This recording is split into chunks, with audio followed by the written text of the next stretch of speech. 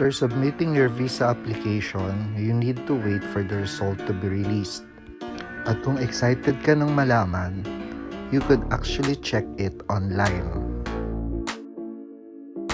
In this video blog, I will teach you how to check the status of your Korean visa application online.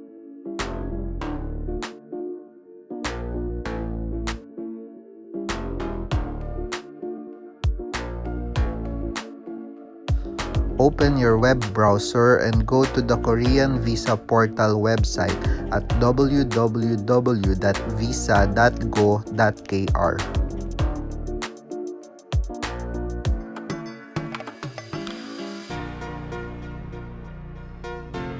On the upper right-hand corner, change the language of the website to English.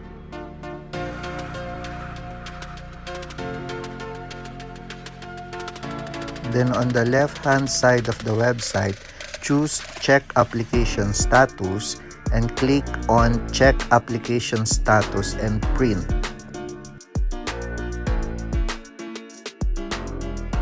Look for the part that says Type of Application and then tick Diplomatic Office.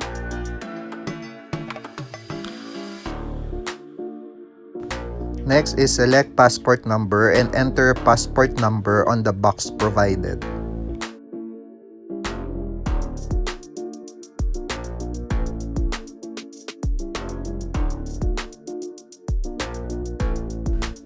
Then enter your name in English with your last name first, followed by your first name.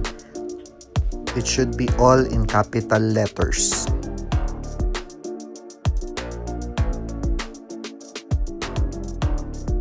Now, enter your date of birth by clicking the calendar.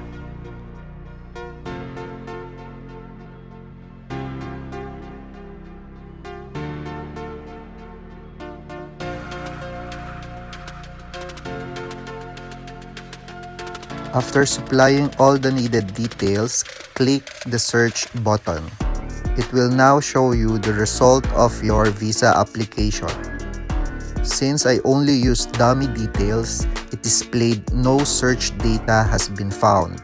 But if you enter the correct details, here's how it will look like.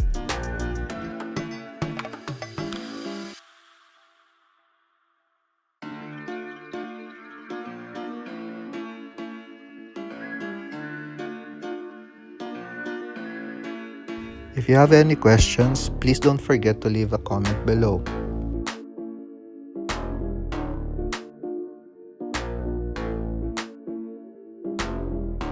Please don't forget to subscribe and to click the bell para updated kayo sa mga future videos ko. Good luck on your visa application and happy travels!